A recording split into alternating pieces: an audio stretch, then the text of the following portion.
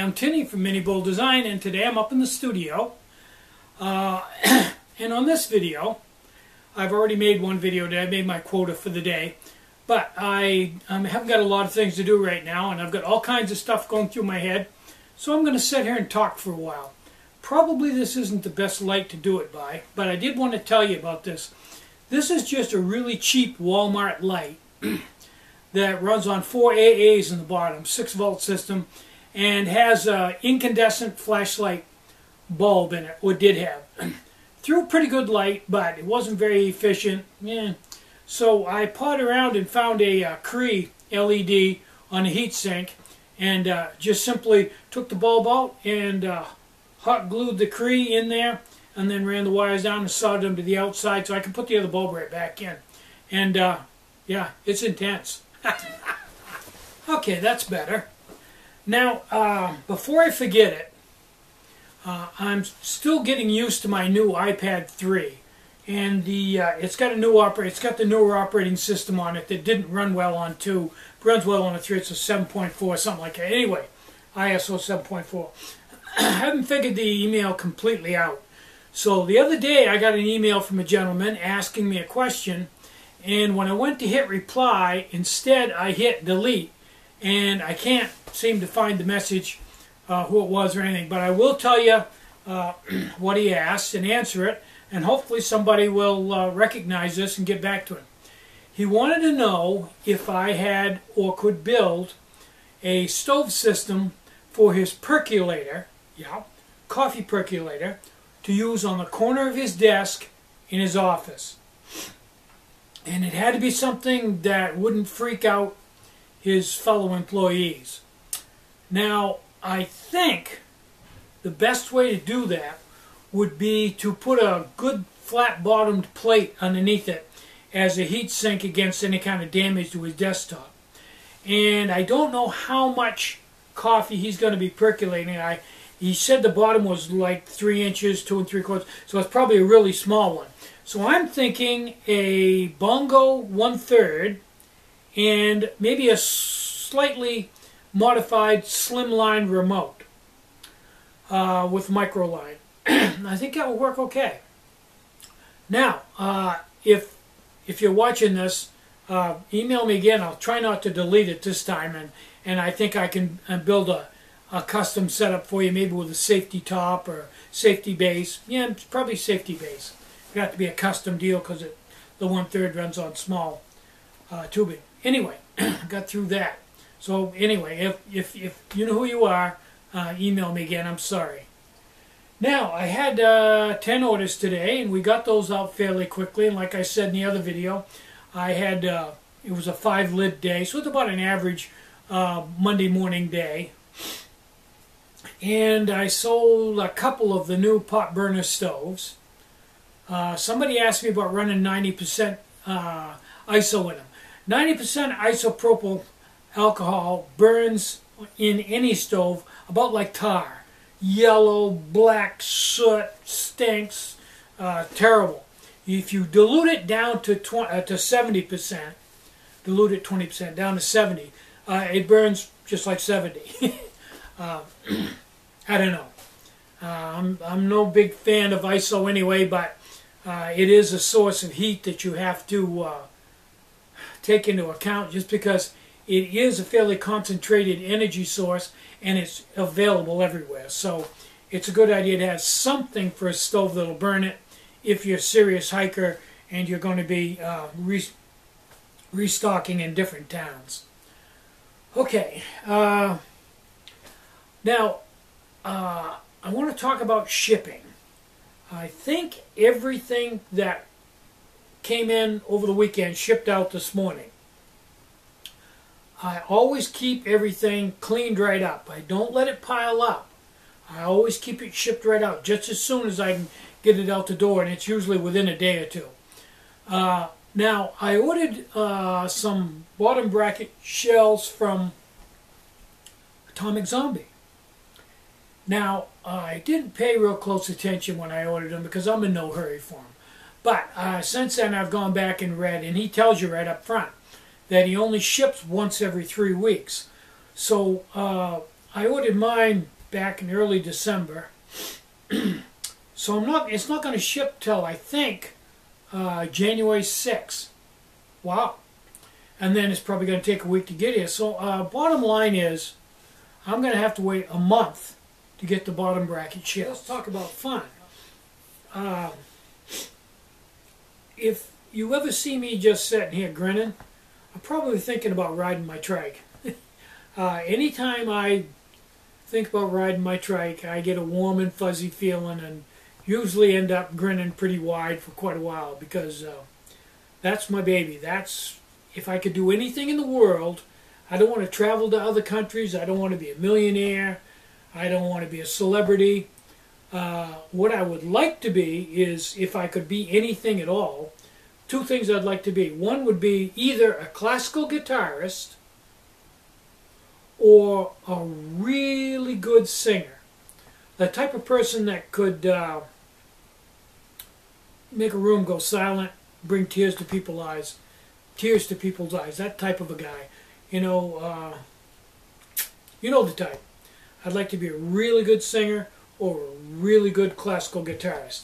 Not going to happen. So third on the list, I just like to go out and build trikes and ride them on hot summer days on hard packed roads. And just ride until I either run out of calories or get dehydrated to the point where I got to go home. That's my thing in life. That's it. That's basically it. Building the bikes is fun, but going out on the road, putting in 10, 15, 20 miles, yeah, that's where it's at for me. And just thinking about it, just put on a set of bicycle shorts and a synthetic top and a bike helmet and just go out and ride. That's my thing in life. If you're wondering why I do so much bike stuff, because, yeah, that's my thing. Now, don't get me wrong. I really enjoy working in the machine shop and inventing stoves, which I have done. I don't know how many stoves I've invented, but any stove anybody's selling, I probably have a version of it. Maybe it was a version after theirs, maybe it was a version before, but I've invented and built some stoves. And that's a lot of fun, and right to this day I enjoy it. But it's definitely a whole second fiddle to recumbent trikes. Recumbent trikes are my thing. Now, I've noticed that some of the, well, for example, I noticed I was at Flat Cat Gear's website the other day, and he basically has closed the business and devoted his time to his day job. And I think he does ship some stuff out. Once again, I think he said the stuff that people had ordered he'd try to get out in the next 3 weeks, but he just doesn't have time to do that and do his job, so he's basically going to devote himself to his day job. So 3 weeks, that's no good. Haven't seen Robbie. Robbie hasn't posted a video for, I don't know, close to a month. I don't know what he's up to. I don't do Instagram. I don't know. But I think my opinion would be that these brass knuckle things, that he's really got a strong market there, and I assume, and be an assumption, you know what an assumption is, that he's going to get the CNC going and just build the knuckles. I think he has enough. I think he has enough business to keep that CNC busy and make a pretty good income doing that. Don't know whether he'll ever get it good enough so he can quit his day job, but I think that's what he's up to. And I wish him, all the success in the world. I'm going to continue to build stoves. I'm not going to build anything else. Stoves are my baby. So, I just had a great big ripe Cortland apple. And after I ate that, Sue just pulled a broccoli souffle. No, broccoli... can't remember. Anyway, broccoli, cheese, and croutons and all that. Just pulled that out of the oven, and I had some of that. Really, really good. So, I guess the rest of the day, it's starting to get dark out, guys. It's not that late in the day, but it's getting dark out. Coming up on 4 o'clock. So it'll be dark here in a little while, and I'll put my jammies on and watch the news, and that's basically my day. I did go to the dump today. That's something I wanted to tell you about. Went to the dump, and they have a big building, all open doors with all kinds of bins in it, and the recycling center there. So I went in with my 5-gallon bucket, and there was a bin there 6 by 8 feet probably, 6 by 6 feet, filled 3.5, 4 feet deep with just cans. And most of them have been washed out and the labels taken off. They do a pretty good job of in the recycling, people bringing stuff in. And I just sat there with my bucket and picked out Campbell soup cans that I use for the pot burner stove. And I picked out, a couple dozen of those. And the dump attendant, the guy that works at the dump there that's responsible for keeping that all cleaned up and straightened around, I explained to him what I was doing. And that I cut the can off and put the pot stand in, spot weld it in place, and then I sell them on my website for $10. Didn't seem to be interested, didn't ask any questions, just kind of...